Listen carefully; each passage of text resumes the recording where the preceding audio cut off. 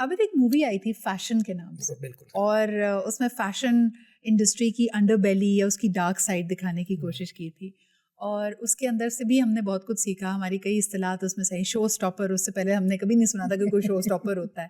لیکن what they were trying to depict was the rise and fall of a super model, کہ کیسے آپ ambition کے ساتھ پہلے آگے بڑھتے ہیں, پھر وہی آپ کا ایٹیٹیوڈ جو آپ نے بڑی مشکل سے کارو کیا ہوتا ہے, آپ کا پروفیشنلزم ڈائلیوٹ ہو جاتا ہے, آپ کا ڈسپلن ختم ہو جاتا ہے, اینڈ ایونچولی آپ کا عروج زوال میں تبدیل ہوتا ہے. کیا ایسی مثالیں ہمیں پاکستان فیشن انڈسٹری میں ملتی ہیں؟ مجھے نہیں لگتا. دیکھیں جو فیشن انڈسٹری ہوتی ہے نا, ہمارے پاس بہت چھوٹے اسپیل کے لیے آتی ہے. پاکستان میں نا بہت چھوٹا اسپیل ہوتا ہے, اور اس ٹیلنٹ کو بھولنا شروع کر دیتے ہیں.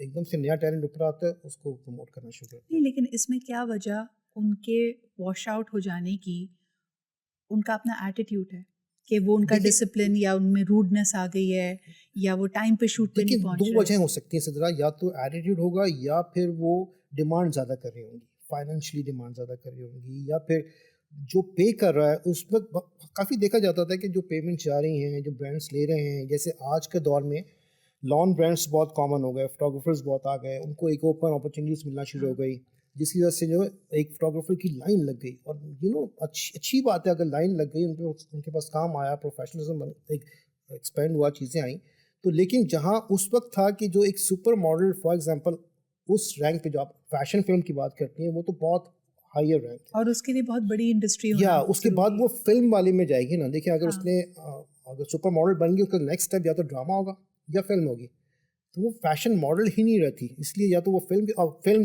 ہمارے پاس چلتی نہیں ہے, ہماری پاکستانی فلم جتنی بھی بنتی ہیں, ابھی 2-3 فلم آئی ہیں جو اچھی ہیں. تو یعنی آپ اپنے کسی بھی پریزنٹ یا فارمر ماڈل کے رویے سے پریشان نہیں, آپ کو لگتا ہے سب پروفیشنل ہے؟ نیور ایور, بالکل. یہ مجھے دیکھیں ہوتا کیا ہے, آپ سے ہی پتہ چلتا ہے کہ آپ کا ٹیلنٹ کیسا ہے. اگر آپ کا ایٹیٹیوڈ ہوگا تو اگلے کا بھی ہوگا. یہ میں نے اپنی زندگی میں ایک چیز سیکھی ہے کہ آپ اگر ہمبل رہتے ہو, آپ اگر اپنے کام سے محبت کرتے ہو, ان کو بتاتے ہو, تو وہ اگر ایٹیٹیوڈ دینے والے لوگ بھی ہوتے ہیں یا ہوتی ہیں, تو وہ آپ کے پاس نہیں ایٹیٹیوڈ دیں گے. کیونکہ گیو اینڈ ٹیکس ہے نا. آپ اچھا پرفارم کرو گے, ان کو رسپیکٹ دو گے, ان سے کام نکلواؤ گے, تو وہ